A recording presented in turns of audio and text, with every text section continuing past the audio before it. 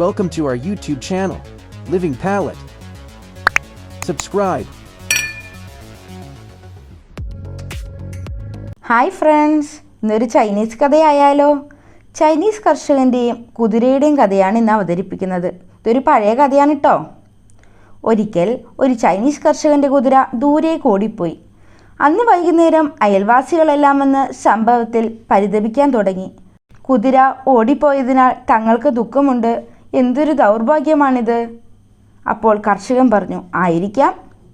എന്നാൽ പിറ്റേ ദിവസം കുതിര മറ്റ് 7 കാട്ടുകുതിരകളോടൊപ്പം മടങ്ങിയെത്തി. അന്നും ആളുകൾ കൂടി.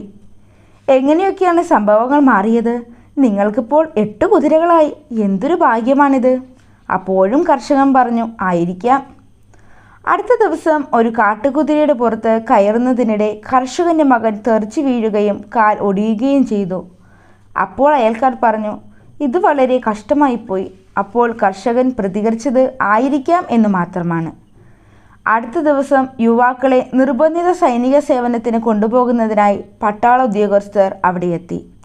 കാലൊടിഞ്ഞു കിടക്കുന്നതിനാൽ കർഷകൻ്റെ മകനെ അവർ കൊണ്ടുപോയില്ല. വീണ്ടും അയൽക്കാരെല്ലാം ചുറ്റും കൂടി.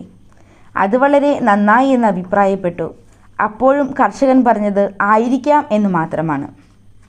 സുഹൃത്തുക്കളെ, നമ്മുടെ ജീവിതത്തിലെ എല്ലാ സംഭവങ്ങളും സാഹചര്യങ്ങളും നിഷ്പക്ഷമാണ്. അവയെ നല്ലത് മോശമെന്ന മുൻധാരണയോടെ സമീപിക്കരുത്. ഓരോന്നിനുമോടുമുള്ള നമ്മുടെ കാഴ്ചപ്പാടനുസരിച്ചാണ് നല്ലതാണോ മോശമാണോ എന്ന അർത്ഥം നാം കൽപ്പിച്ച് നൽകുന്നത്. ഈ സംഭവത്തിന് നാം നെഗറ്റീവ് ലേബൽ നൽകുമ്പോൾ നമ്മുടെ തന്നെ ബോധം നമുക്ക് നൽകുന്നത് വേദനയാണ്.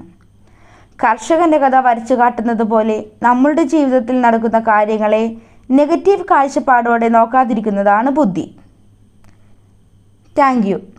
അടുത്ത പങ്ക്തിയുമായി കാണുന്നതുവരെ ബായ് ബായ്.